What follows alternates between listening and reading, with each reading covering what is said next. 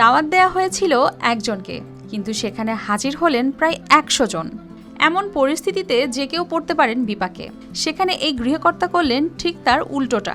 বিরক্ত না হয়ে হাসি মুখে সবার জন্য করলেন আপ্যায়নের আয়োজন, যা হয়ে উঠেছে এক অনন্য গল্প। টাঙ্গাইলের গোপালপুর উপজেলার ধোপাকান্দি ইউনিয়নের বাসিন্দা মনসুর আলীকে কয়েকদিন আগে আম কাঁঠাল খেতে নিজ বাড়িতে দাওয়াত দেন আনিসুর রহমান।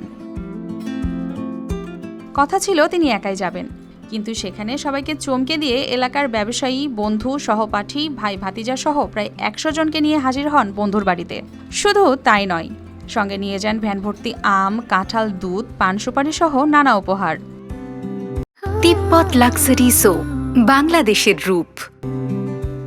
আনিসুর রহমান আগে থেকেই টের পেয়ে যান অতিথি বহরের খবর, তবে বিরক্ত না হয়ে তাদের আপ্যায়ন করেন আন্তরিকভাবে, যা শুধু দাওয়াত নয়, হারিয়ে যেতে বসা গ্রামীণ ঐতিহ্য ও বন্ধুত্বকে নতুন প্রজন্মের সামনে তুলে ধরার একটি ছোট্ট চেষ্টা। আমরা বন্ধুত্ব বাপ দাদারা এইভাবে থাকতো, এই স্টেশন গেত আইতো, আম কাঁঠাল নিয়ে এই আম কাঁঠাল সিজনে আমরা এই পরিবেশটা বজায় রাখার জন্য আমরা রাখছি। স্থানীয়দের মতে বর্তমান সময়ে এমন ভালোবাসা ও সম্প্রীতির আয়োজন খুবই বিরল। তাদের বিশ্বাস এই ব্যতিক্রমী দাওয়াত সমাজের সৌহার্দ্য ও পারস্পরিক সম্পর্ক আরো দৃঢ় করবে। বন্ধুত্ব যাতে না হারায় ওরা বলতে এক পানি ঠিক এক পানি ওরা দাওয়াতে আসছে আনিসের বাড়ি। আমরা ওর পাশে আমরা দাওয়াতে আসছি, আম কাঁঠাল দাওয়াত। আমরা চাই আমরা সকলে মিলেমিশে যেন এইভাবেই থাকতে পারি।